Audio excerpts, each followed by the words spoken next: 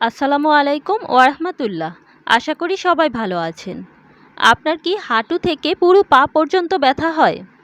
এই ব্যথা কখনো কি এতটা তীব্র হয় যে হাঁটাও কষ্টকর হয়ে পড়ে? আজকের এই ভিডিওতে আমরা জানব হাঁটু থেকে পায়ের ব্যথার কারণ, ঘরোয়া চিকিৎসা, খাদ্যাভ্যাস ও মালিশের ঘরোয়া উপায়। ভিডিওটি পুরো দেখুন, কারণ একটাও তথ্য আপনার কাজে লাগতে পারে। চলুন শুরু করি এই ব্যথার পেছনের কিছু সাধারণ কারণ দিয়ে। ১. আর্থাইটিস। এই রোগে হাঁটুর জয়েন্টে ইনফ্লেমেশন হয়। বয়স বাড়ার সঙ্গে সঙ্গে এই সমস্যা বেড়ে যায়। ২. সায়াটিকা। পিঠের নিচ থেকে শুরু করে এই ব্যথা পায়ের গোড়ালি পর্যন্ত পৌঁছাতে পারে। অনেক সময় পায়ের এক পাশে বেশি হয়। ৩. হাড় ক্ষয়।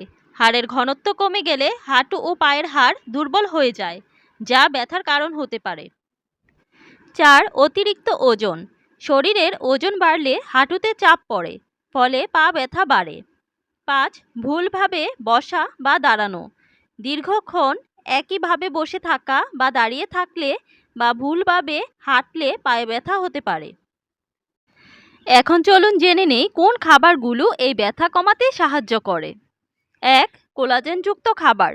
মুরগির পায়া বা হাঁসের পা, গরুর অস্থি স্যুপ ইত্যাদি কোলাজেন সমৃদ্ধ খাবার জয়েন্ট ভালো রাখে।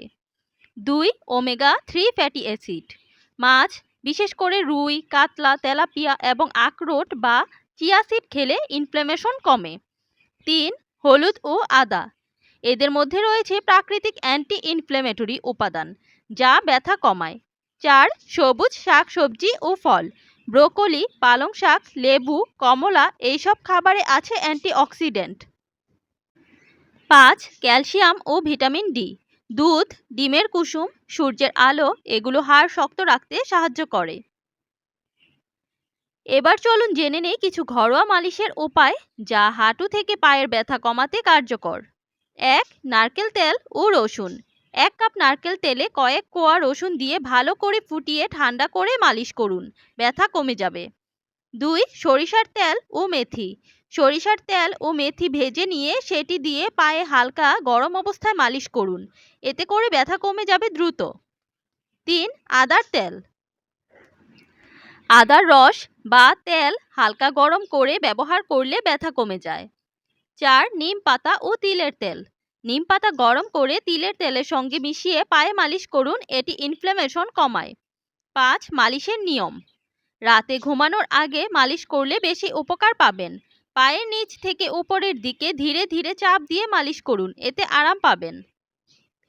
শুধু খাবার আর মালিশেই নয়, দৈনন্দিন কিছু অভ্যাসও বদলাতে হবে। ১. হালকা হাঁটা।